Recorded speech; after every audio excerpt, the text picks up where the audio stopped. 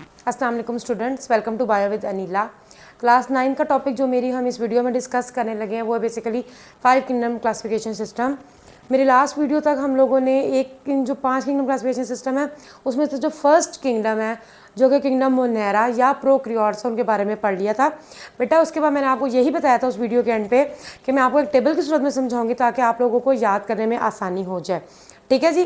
5 kingdom system जिसके accordingly 5 kingdoms बनाई गई थी, kingdom Monera, protista, Plantae, animalia और फंजाई। ठीक है जी। मगर बेटा मैं प्रोटिस्टा आपको एंड पे समझाऊंगी, क्यों? क्योंकि प्लांटी, फंजाई और एनिमेलिया इन तीनों के फीचर्स को अगर आप इस तरीके से डिफरेंस करके याद करोगे तो आप लोगों को इजीली याद हो जाएगा। इस वजह से मैं आप लोगों को किंगडम प्रोटिस्टा एंड में पढ़ाऊंगी। तो आज हम लोग जो पढ़ने लगे वो है बेसिकली जो 3 किंगडम्स पढ़ेंगे, ज़रा कंपैरिजन करके पढ़ेंगे ताकि इजीली आप लोगों को समझ आ जाए और याद करने में आसानी हो। स्टार्ट करते हैं। बिस्मिल्लाहिर्रहमानिर्रहीम। बेटा पढ़ाने से पहले ये बता दूँ कि ये जो मैंने आपको पॉइंट्स की सूरत में बताया है आप इसको एक पैराग्राफ की सूरत में भी लिख सकते हो। 5 kingdom classification system paper point of view से बहुत इंपॉर्टेंट है क्योंकि ये लॉन्ग क्वेश्चन के तौर पे जो होता है वो आ जाता है पेपर के अंदर, 10 मार्क्स का ही आ जाएगा।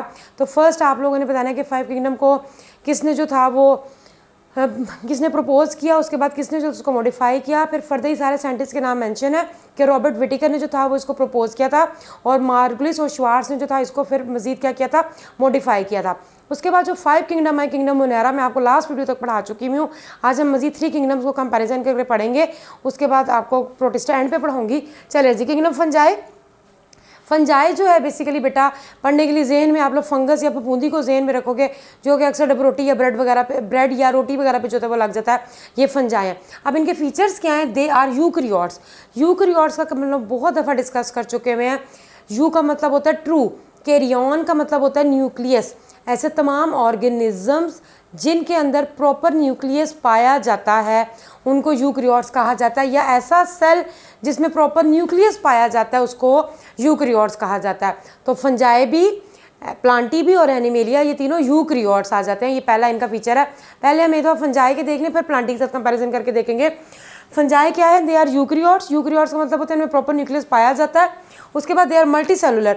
मल्टी का मतलब होता है मैनी, सेलुलर मीन्स सेल, जिनकी बॉडी एक से ज़्यादा सेल से मिलकर बनी हुई है। They are known as multi cellular organism. ये सिंपल यूनिसेलुलर नहीं होते, मल्टी सेलुलर है, बहुत सारे सेल से मिलकर बने हुए हैं।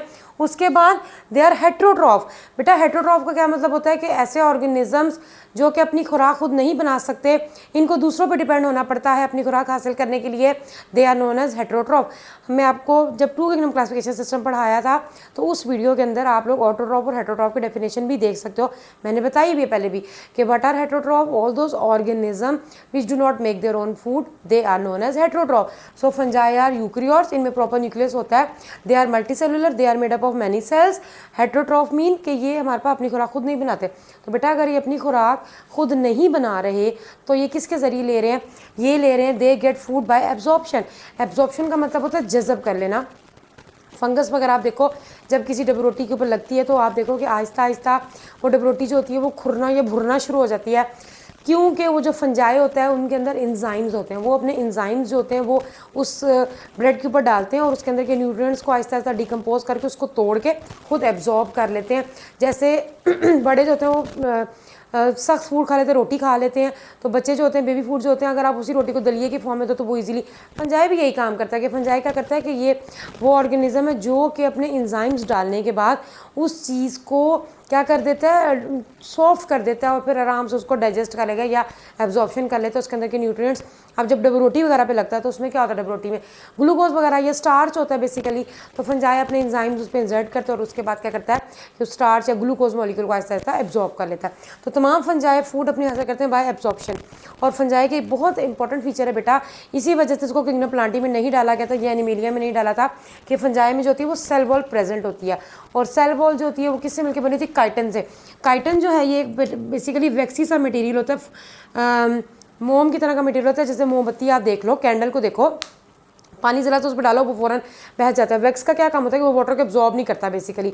तो फंजाई की बॉडी में भी जो ये वैक्सी सा मटीरियल काइटन है, ये अंदर के पानी को बाहर नहीं जाने देता और बाहर के पानी को अंदर नहीं आने देता, तो फंजाई की बॉडी को डिहाइड्रेशन से बचाता है बेसिकली। फॉर एग्जांपल उसके बाद लास्ट जो एग्जांपल है वो मशरूम्स या राइजोपस है। मशरूम बेटा खुम्बियों को कहा जाता है, आप लोगों ने बहुत कॉमन खाए होंगे, पिज़्ज़ा वगैरह के ऊपर स्पेशली जो होता है वो मशरूम लगाए जाते हैं। कहते हैं कि अंडे की तरह का इसका टेस्ट होता है, या प्रोटीन होता है, बेसिकली सॉफ्ट सा होता है। बहुत सारे मशरूम्स एडेबल हैं और कुछ नॉन एडेबल भी हैं, जो नहीं खाने वाले भी, तो जो जहरीले भी हैं। तो मशरूम्स जो हमारे पास बहुत कॉमन एग्जांपल है फंजाई की। अब आपको ये फफूंदी तो है नहीं, फंगस नहीं है बेसिकली, सॉरी फफूंदी फंगस है, मगर ये आपको उस तरह का नहीं लगेगा, ये प्रॉपर एक बॉडी है।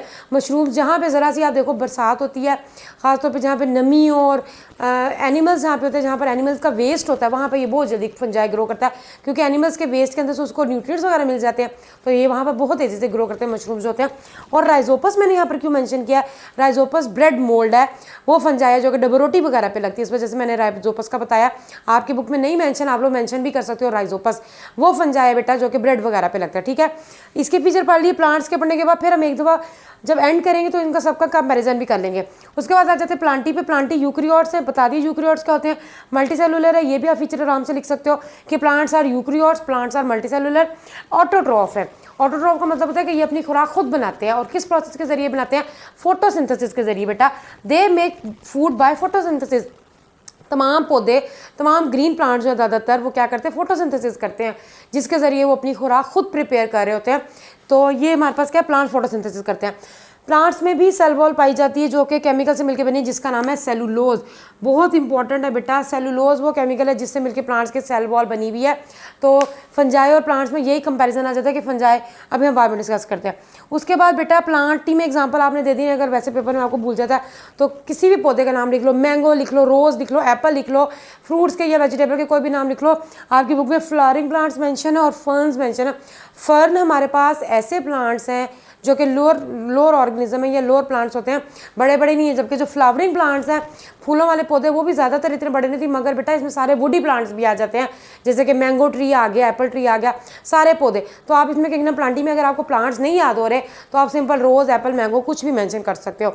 ये सारे फीचर्स याद कर लोगे तो आप लोगों के लिए ईजिली पेपर में याद करना ईजी हो जाएगा। उसके बाद एनिमेलिया पे आ जाते हैं। किंगडम एनिमेलिया के मेंबर यूक्रियोट्स हैं, न्यूक्लियस प्रेजेंट होता है, मल्टीसेलुलर है, ज़्यादा सेल से मिलकर बने हुए हैं, हेट्रोट्रॉफ है, ये भी अपनी खुराक खुद नहीं बनाते थे। एनिमल्स के एग्जांपल में अब ह्यूमन बॉडी की एग्जांपल याद होगा कि हम भी किंगडम एनिमेलिया के अंदर हम लोगों को डाला गया। क्यों डाला गया बेटा, क्योंकि we are also heterotrophs. What are heterotrophs, क्योंकि हम अपनी खुराक खुद नहीं बनाते, तो हम लोग किस पे डिपेंड करते हैं, ऑटोट्रॉफ्स के ऊपर। हम अपनी खुराक के लिए ऑटोट्रॉफ्स के ऊपर जो है वो डिपेंड कर रहे होते हैं, तो ये हेट्रोट्रॉफ है। अच्छा जी, अब वो हेट्रोट्रॉफ हैं तो खाना खा किस तरह रहे हैं, by the process of ingestion. They take food by ingestion. Ingestion का मतलब होता है मुंह के जरिए खाना। Taking in food by means of mouth, मुंह के जरिए जब आप खाना खाते हो तो उसको इंजेशन कहा जाता है। तो एनिमल्स भी मोस्टली आप देख लो, कैट्स देख लो, डॉग्स देख लो, तो वो माउथ के जरिए फूड को इनटेक करते हैं। सेल वॉल इनमें एब्सेंट होती है, एनिमल्स में सेल वॉल होती ही नहीं है। और इसमें सारे कॉमन एग्जांपल ऑल एनिमल्स, किसी भी एनिमल का नाम लिख दो, ये ऑल एनिमल्स ही लिख दें, एंड ह्यूमन भी इसमें आ जाते हैं। तो ये हमारे पास 3 किंगडम आज हम लोगों ने पढ़ी है बेटा। इस वजह से ये पढ़ाई है क्योंकि ये इनका कंपैरिजन करना बहुत आसान है। अब जैसे हम जरा कंपैरिजन करें फंजाई, प्लांटी और एनिमेलिया के, ये तीनों फीचर कॉमन है, आप लोगों को वैसे याद हो जाएगा। तीनों यूक्रियोट्स हैं, ठीक है, तीनों हमारे पास मल्टीसेलुलर है। ये दो तो ऐसे फीचर है जो आप लोग आसानी से याद कर लोगे। फिर एनिमेलिया और फंजाई हेट्रोट्रॉफ है, प्लांटी जबकि ऑटोट्रॉफ है, ठीक है जी, ये भी एक फीचर आ जाता है, ये भी आप याद कर लो। उसके बाद ये अब ज़रा सा फूड बनाने का या लेने का तरीका मुख्तलिफ है कि फंजाई जो होते हैं वो एब्जॉर्प्शन करते हैं, एनिमल्स होते हैं वो इंजेक्शन करते हैं, एब्जॉर्प्शन और इंजेक्शन। तो जो ऑटोट्रॉफ ऑर्गेनिजम्स हैं उन्होंने तो वैसे ही फोटोसिंथेसिस ही करनी है, इसलिए इनमें कोई एब्जॉर्प्शन और कोई इंजेक्शन नहीं है, ओके। उसके बाद फंजाई की सेल वॉल है और प्लांट्स की सेल वॉल है। ये किससे मिलकर बनी हुई है, काइटन से, और ये सेलुलोज से मिलकर बनी हुई है। और एनिमल्स में तो सेल वॉल है ही एब्सेंट। फंजाई की कॉमन एग्जांपल मशरूम्स और राइजोपस वगैरह आ जाते हैं। और प्लांटी के अंदर आप फर्न्स या फ्लावरिंग प्लांट या मैंगो ट्री वगैरह कुछ भी लिख सकते हो। और एनिमेलिया के अंदर ऑल एनिमल एंड ह्यूमन, तमाम तरह के जानदार भी आ जाते हैं और ह्यूमन भी आ जाते हैं। यही हम लोगों ने आज 3 किंगडम डिस्कस करनी थी, कर ली हम लोगों ने। नेक्स्ट वीडियो में हम इंशाल्लाह ताला लास्ट किंगडम जो किंगडम प्रोटिस्टा है वो इस वजह से नहीं आज पढ़ा रही क्योंकि उसके आगे से मजीद डिवीजन्स बना दी गई हैं, तो उसको थोड़ा सा तफसील से बताऊंगी। आई होप कि आप लोगों को आज का टॉपिक समझ आ गया होगा। नेक्स्ट वीडियो तक के लिए अल्लाह हाफिज़, दुआ में याद रखिएगा।